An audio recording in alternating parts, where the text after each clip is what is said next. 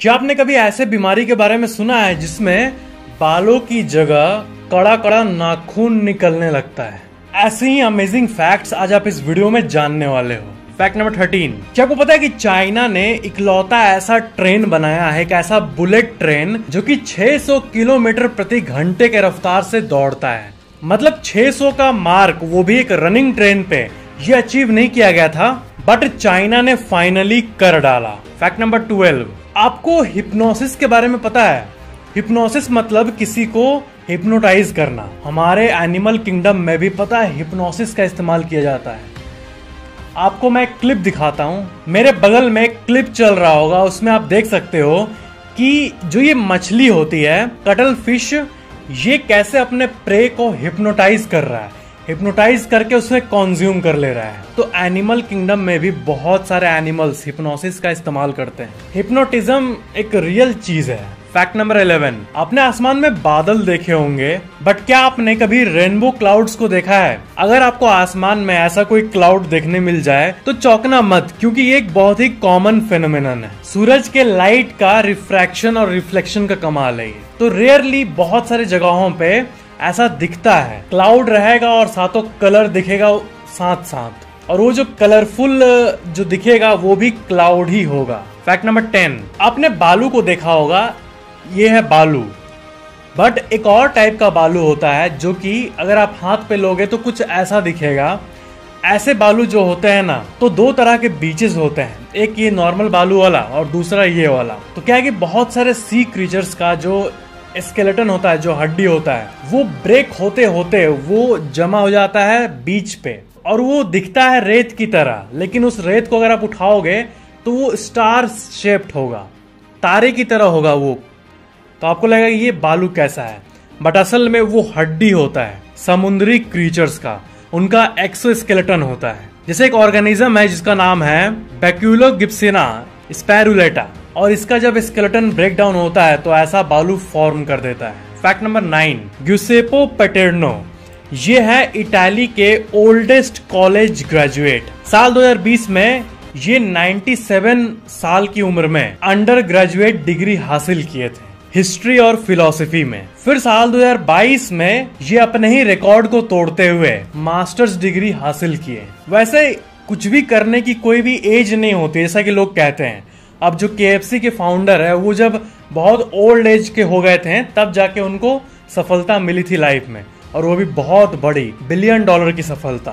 Fact number 8, आपको पता है सारे सैटेलाइट्स जो है आसमान में, जैसे कि मैं आपको ये दिखाया हूँ कि अगर आप धरती को देखोगे, सैटेलाइट देखोगे कितने घूम रहे हैं, तो इतना सारा होगा कि आप काउंट नहीं कर पाओगे। लाखों सैटेलाइट्स धरती के चारों ओर घूम रहे हैं, छोटे बड़े सब मिलाकर। तो ये सैटेलाइट्स कभी ना कभी एक्सपायर भी तो होते होंगे, कभी ना कभी यूजलेस भी तो होते होंगे, जब इनका पार्ट खराब हो जाता होगा, या फिर पूरे सैटेलाइट को ही रिप्लेस कर दिया जाता होगा। तो ऐसे जो डैमेज्ड सैटेलाइट्स होते हैं उनको ना एक जगह पे फेंका जाता है, उनको कहीं भी नहीं फेंक दिया जाता है।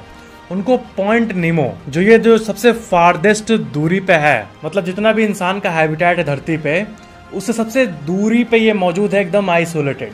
इसे वर्ल्ड का सबसे आइसोलेटेड जगह कहा जाता है। एंड आप बहुत सारे आर्टिकल्स को देखो, नासा अपने सारे जो सैटेलाइट्स है उनको यहीं पे डंप करता है। इसको स्पेस सिमेट्री कहते हैं। सैटेलाइट, रॉकेट्स और जितने भी ये यूनिक मटेरियल्स होते हैं सबको यहीं पे डंप कर दिया जाता है। एंड इंटरनेशनल स्पेस स्टेशन जो है वो भी जब आउट ऑफ सर्विस होगा तब यहीं पे डंप हो जाएगा। फैक्ट नंबर 7, जो स्क्विरल होते हैं, गिलहरी लोग, उनका दांत देखना ऐसा होता है। तो उनका जो दांत होता है वो ऐसा इसलिए होता है क्योंकि उनका दांत कभी बढ़ना बंद ही नहीं करता, स्टॉप नहीं होता उनका दांत का ग्रोथ लाइफ टाइम तक। और अगर आप किसी गिलहरी को देखोगे तो उनका आदत आप नोटिस करना कि वो हर चीज पे अपना दांत रगड़ते रहेंगे। तो वो ऐसा इसलिए करते हैं, एंड ऐसा हैबिट इसलिए डेवलप हुआ है, इवोल्यूशनरी रीजन, क्योंकि उनका दांत अगर वो ऐसे से नहीं किए तो वो बहुत बड़ा हो जाएगा। एंड कुछ स्क्विरल्स में अगर बहुत बड़ा हो गया, दांत यहाँ से यहाँ निकल गया लंबा सा, तो वो फिर एक्सेस रगड़ना शुरू कर देते हैं हर चीजों में। फैक्ट नंबर 6, आपको पता है साइकोसिस इस दुनिया के सबसे भयंकर मेंटल डिसऑर्डर्स में से एक है। साइकोसिस जिनको होता है ना, उनको रियलिटी से डिसकनेक्शन फील होता है। मतलब उनको ऐसा लगता है कि रियलिटी रियल नहीं है और अजीब फील होता है उनको। मतलब जो लोग साइकोसिस जिनको हुआ है, जो डायग्नोस हुए हैं, उनके आप एक्सपीरियंसेस को पढ़ोगे अगर, तो आपको कुछ ऐसी बातें मिल जाएंगी। और जैसे कि आप एक फोटो को देखो, ऐसा दिखता है उन्हें कुछ, लिटरली दीवार पे उनको लेटर्स दिखते हैं। बचपन में वो ABCD सीखे होंगे ना, तो जैसे कि आप इस पिक्चर में देख रहे हो, ऐसे लेटर्स उनको चारों तरफ दिखने लगते हैं अपने रूम में। और इस इमेज में कोने में आप एक क्रिएचर को देख रहे होगे, तो ऐसे टाइप के अजीब अजीब क्रिएचर्स भी उनको दिखने लगते हैं साइकोसिस में। जब ऐसा मेंटल डिसऑर्डर होता है, रियलिटी से डिस्कनेक्शन ऐसा कुछ होता है माइंड में, तो कुछ ऐसी चीजों को, जैसे कि आप फोटो पे देख रहे हो, ये लोग शेयर किए हैं। और भी बहुत सारी क्रेजी चीजें हैं। मुझे तो अजीब चीजों में लाइफ में पहली बार तब यकीन हो गया था जब मुझे स्लीप पैरालिसिस हुआ था। शायद आप भी कभी ना कभी एक्सपीरियंस कर ही लोगे अगर आपने अभी तक नहीं किया है तो, और किया है तो आपको पता ही होगा कि स्लीप पैरालिसिस में कैसे बॉडी को नहीं ला पाते हैं। और जो हाई लेवल का होता है उसमें तो आपको अजीब अजीब आवाजें सुनाई देती है, और कभी कभी लगता है कि कोई और डायमेंशन का साउंड सुन रहे हैं हम। वो हॉल्यूसिनेशन भी हो सकता है, वो विजुअल ऑडियो हॉल्यूसिनेशन भी हो सकता है, लेकिन अजीब चीजें एग्जिस्ट तो करती है। जो करता है ना एक्सपीरियंस, उसको ही पता होता है कि क्या है। बाकी बाहर के लोग सुन के हाँ ठीक है बस यही बोलेंगे, लेकिन जो एक्सपीरियंस करता है ना इन सब चीजों को, स्लीप पैरालिसिस, साइकोसिस, एस्ट्रल ट्रैवल, वही लोग को पता है कि ये सब क्या होता है। फैक्ट नंबर 5, एक आर्टिस्ट है अकियोशी किटाओका, उन्होंने एक इल्यूजन बनाया है। इस इमेज को देखो और मोबाइल को ऊपर नीचे करो, और अगर आप मोबाइल को ऊपर नीचे करते हुए इस इमेज को देखोगे तो आपको इस फोटो में मोनालिसा का जो आंख है वो भी दिखने लगेगा। आप एकदम जोर जोर से अपने मोबाइल को ऊपर नीचे करो, तो जोर जोर से ऊपर नीचे करने पे अगर आप फोटो को देखोगे तो आपको आंख विजुअलाइज हो जाता है। और मोबाइल को एक जगह रोक दोगे तो आपको इसमें आंख तो दिख नहीं रहा है, लेकिन एक्चुअली में एक ऐसा इल्यूजन है जिससे हमारा ब्रेन मिसिंग एलिमेंट को क्रिएट कर देता है। जो ऑलरेडी एग्जिस्टिंग चीजें हैं हमारी ब्रेन में, जैसे कि आपने कभी ना कभी मोनालिसा को देखा होगा, या फिर एक चेहरे पे आंख तो होता ही है ना, ये एक बेसिक चीज हमारे माइंड को पता है, तो गैप को फिल कर देता है ब्रेन। फैक्ट नंबर 4, अगर आपको नाइट स्काई एकदम क्लियर देखना है, मतलब होता है ना कि ऐसा कौन सा जगह है विश्व में जो कि प्रसिद्ध है एकदम क्लियर नाइट स्काई के लिए, ऐसे आप आसमान में देखोगे तो आपको बस थोड़े मोड़े तारे दिखेंगे, बस हो गया। लेकिन जो फिल्मों में और जो वीडियोस में दिखता है एकदम ऐसा एकदम क्लियर, ऐसा आपको कहीं देखने मिलेगा? तो एग्जैक्टली ऐसा ग्राफिक तो नहीं, ये तो अनरियलिस्टिक हो गया, लेकिन इससे मिलता जुलता कुछ ऐसा जैसे कि आप अपने स्क्रीन पे देख रहे हो, ऐसा आपको ग्रैंड कैनियन से देखने मिल जाएगा। मिल्की वे और बाकी गैलेक्सीज और स्टार्स ग्रैंड कैनियन से रात में दिखता है। ग्रैंड कैनियन अरिजोना में मौजूद है, अमेरिका में। फैक्ट नंबर 3, क्या आपको पता है कि धरती का सबसे लॉन्गेस्ट वॉकेबल डिस्टेंस कहाँ है और कौन सा एरिया है? तो आप अपने स्क्रीन पे जो मैप पे देख रहे हो, ये है लॉन्गेस्ट वॉकेबल डिस्टेंस, और ये है 22,000 किलोमीटर। ये एक ऐसा लिटरली डिस्टेंस है जहां पे आप एक पॉइंट पे शुरू करते हो तो आप पूरा फिनिश कर सकते हो पूरा 22,000 किलोमीटर, और वो भी चल चल के।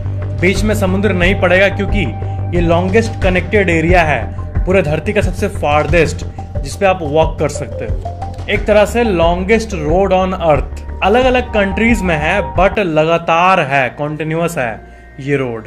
फैक्ट नंबर 2, नेटल ब्राजील में एक एरिया है, एक आपने कभी कैश्यू काजू का पेड़ देखा है? तो इस एरिया में क्या है कि इसका पहले ड्रोन व्यू देखो, ये जो पूरा ग्राउंड देख रहे हो आप, ये असल में सिर्फ एक ही पेड़ है। जी हाँ, ये कई फुटबॉल फील्ड्स के बराबर का एक एरिया है, और ये असल में पूरा एक ही पेड़ है। और इसका देखो ये वेलकम लिखा हुआ है, the biggest cashew tree in the world. ये कोई पार्क नहीं है, ये एक ही पेड़ है जो इतना फैला हुआ है, और ये ब्राजील में मौजूद है। सोचो इससे कितना सारा कैश्यू निकलता होगा, काजू निकलता होगा।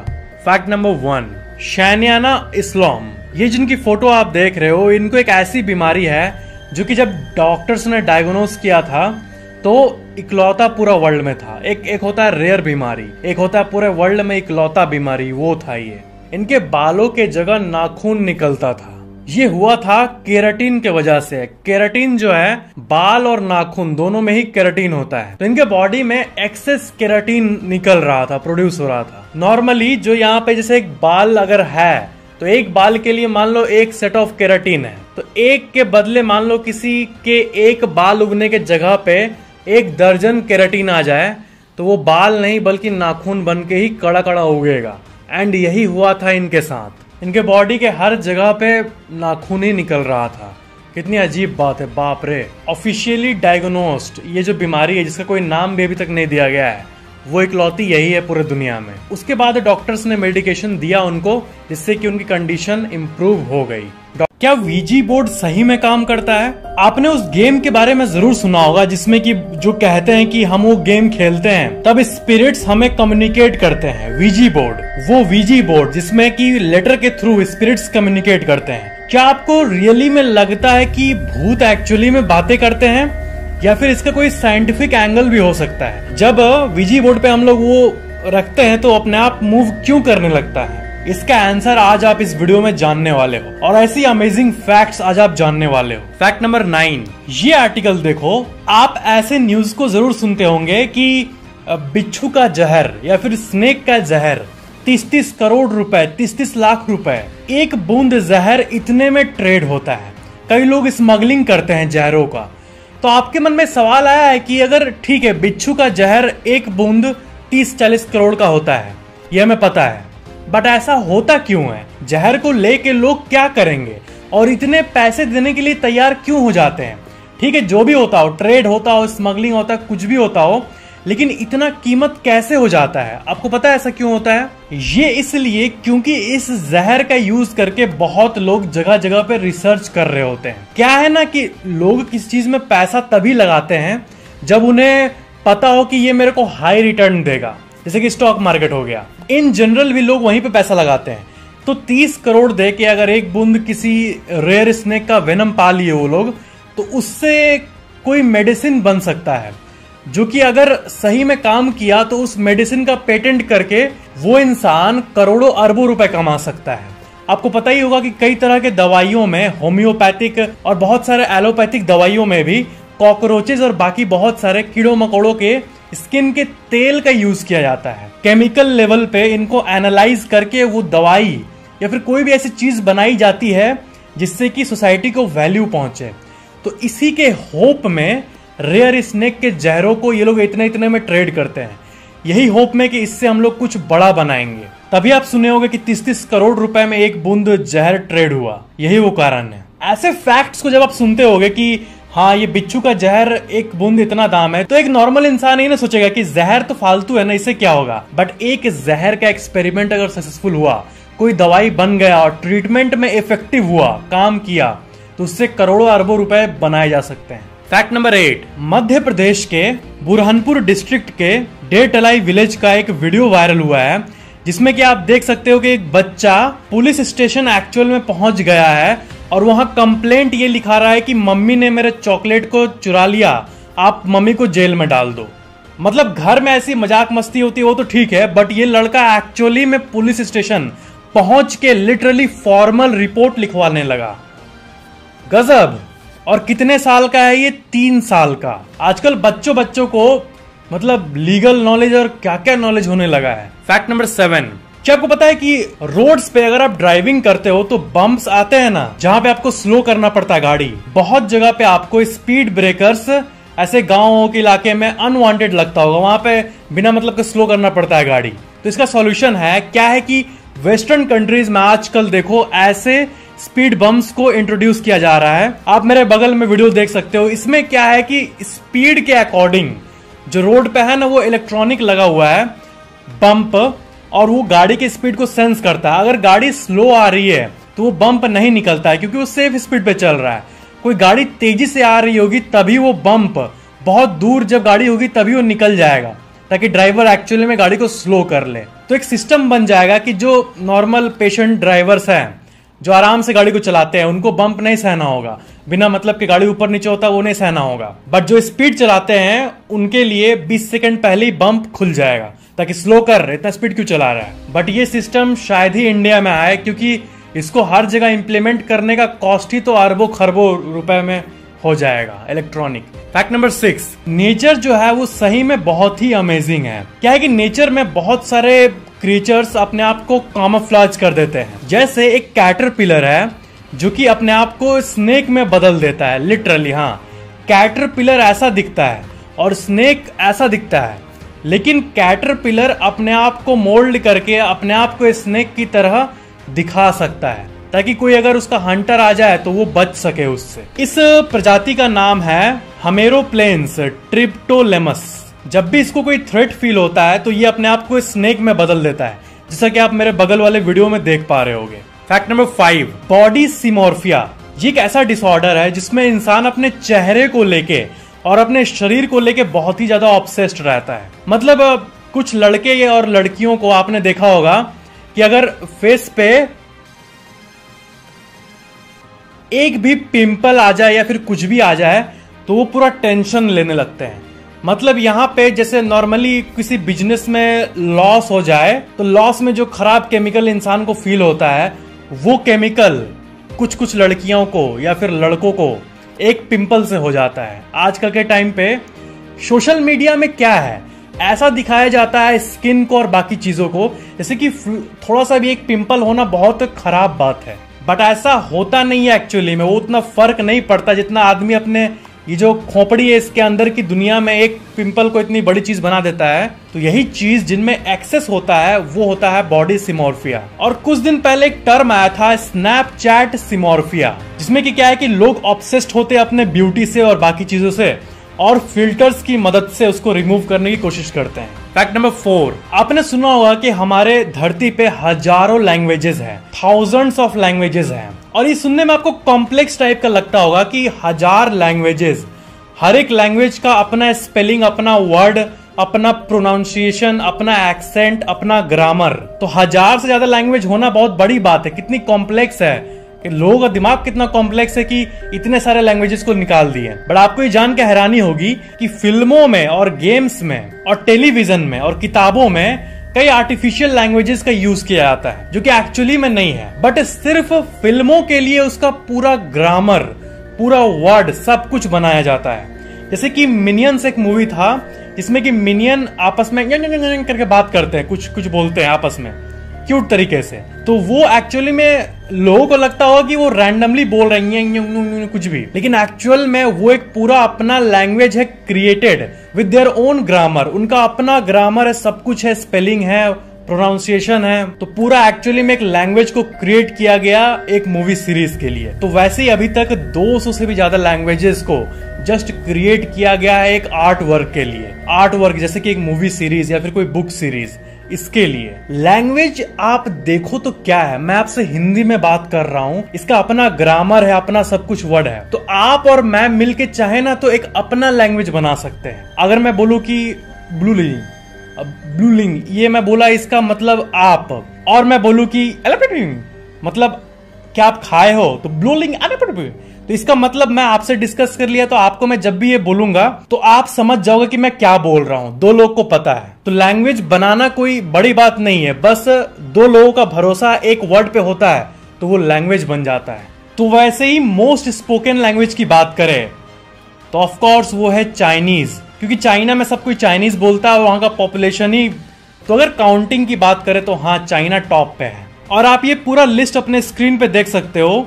चाइनीज टॉप पे है, फिर आता है स्पेनिश, फिर इंग्लिश, फिर हिंदी, बंगाली। मतलब हिंदी और बंगाली 4-5वें नंबर पे आता है पूरे विश्व में, जो कि टॉप 5 में आता है। तो इसका मतलब सही में ये मेजर लैंग्वेज है। फैक्ट नंबर 3, आपको पता है पहले के जमाने में जो सारा कल्चर था ना वो बहुत अलग था। जो सजा देने का जो कल्चर था ना, कोई अगर क्राइम किया तो उसको सजा देना है, तो पहले लिटरली मतलब सजा देने का ऐसा तरीका था और लोग करते भी थे। मतलब किसी का गला काट देना, ये कल्चर बन गया था। कोई क्राइम करता है जिससे हजारों लोगों को तकलीफ पहुंचती है, तो अगर वो गिल्टी पाया जाता है कोर्ट में, तो ऐसे डिवाइसेस कुछ जगहों पे होते थे, पता नहीं क्यों, जैसे कि गला को अलग कर दिया जाता था और बस न्याय मिल गया। वैसे ही एक और डिवाइस आप अपने स्क्रीन पे देखो। इस डिवाइस का यूज का कोई एविडेंस तो नहीं है, बट ऐसा कहा जाता है कि इस डिवाइस में सजा दी जाती थी। अब सोचो, इसमें किसी को बंद करके इसको बंद कर दिया जाए तो सारा नेल उसके बॉडी पे हल जाएगा। बाप रे, सोच के देखो एक बार। फैक्ट नंबर 2, आपको पता है एक डिसऑर्डर होता है जिसको कहते हैं जोक एडिक्शन, और ये उन लोगों में पाया जाता है जिनके ब्रेन के राइट हेमिस्फेयर पे कोई चोट वोट लगी है। तो उसमें क्या होता है ना कि देखो, किसी को हंसाने का ट्राई करना ये तो नॉर्मल सब पे होता है, सबके माइंड पे होता है, एक नॉर्मल हैबिट है। लेकिन जिनको जोक एडिक्शन होता है ना, वो क्या है कि ऐसा बीमारी होता है, वो तो दिन में सबको हंसाने का ट्राई करते होंगे, कोई नहीं हंसा तो उनको बहुत बुरा लगता है। किसी 1 करोड़ टर्नओवर वाले बिजनेस करने वाले को 70 लाख का लॉस हो जाए, तब जितना खराब फील होगा उतना इनको तब फील होता है जब इनके कोई एक जोक पे ना हंसे।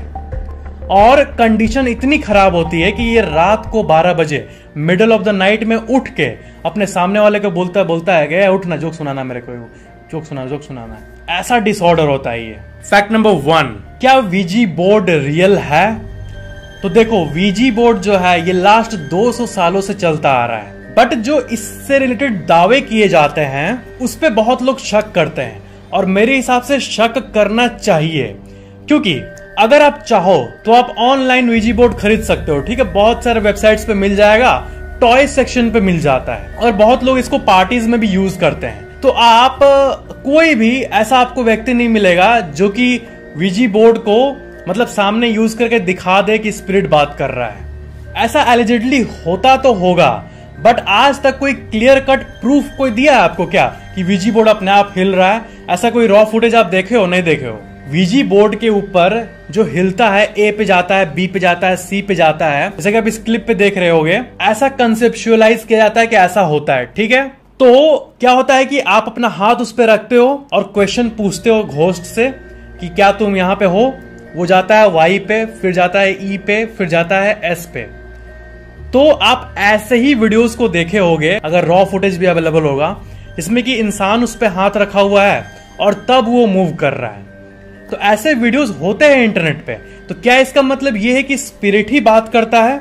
हाँ, अब पैरानॉर्मल एंगल होगा, कोई रियल में कोई स्पिरिट होगा तो बात अलग है। लेकिन मेन बात यह है कि नॉर्मली क्या होता है, और जितने रिसर्चेस किए गए इस चीज के ऊपर, वो ये कहता है कि ये हमारा सबकॉन्शियस ब्रेन होता है। क्या कि ऐसी चीज होती है ना कि कोई इंसान अगर वीजी बोर्ड पे पूरा यकीन कर लेता है, पूरा यकीन करता है कि नहीं घोस्ट तो अब मेरे से बात करेगा, तब उसका ब्रेन ऑटोमेटिकली ही हैंड को मूव करने लगता है, थोड़ा सा सबकॉन्शियसली, मतलब वो कॉन्शियसली नहीं करेगा, बट उसका हैंड मूव होगा और उसको ऐसा लगेगा कि कोई स्पिरिट कांटेक्ट कर रहा है मेरे से, वो घुमा रहा है। बट ये एक्चुअली में उसका दिमाग ही कर रहा होता है और उसको पता नहीं चलता, क्योंकि ये सबकॉन्शियसली होगा।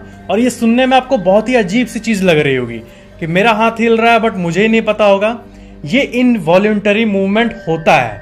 एंड जो लोग ज्यादा यकीन करते हैं या फिर जो लोग ऑब्सेस्ड होते हैं घोस्ट और पैरानॉर्मल चीजों से, उनका तो एक्चुअली में मूव करेगा, बट उनको लगेगा कि नहीं मैंने नहीं किया, क्योंकि वो कुछ ज्यादा ही ऑब्सेस्ड रहते हैं एंड उनका सबकॉन्शियस माइंड उसी तरह से प्रोग्राम हो जाता है। तो साइंटिफिकली यही रीजन है कि वीजी बोर्ड ऐसा माना जाता है कि स्पिरिट्स उस पे आंसर कर रहे हैं। अब इसके पैरानॉर्मल एंगल पे जाए तो किसी हॉन्टेड जगह पे कोई जाके करे और वो जो मूव करने वाला पार्ट होता है वो बिना हाथ रखे अपने आप अगर मूव करे, तब तो मैं कुछ नहीं कहूंगा, तब तो मैं चुप रहूंगा, क्योंकि वो रियल हो सकता है।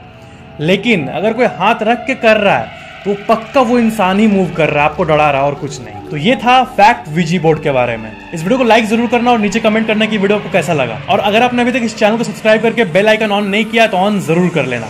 Thank you so much for watching this video.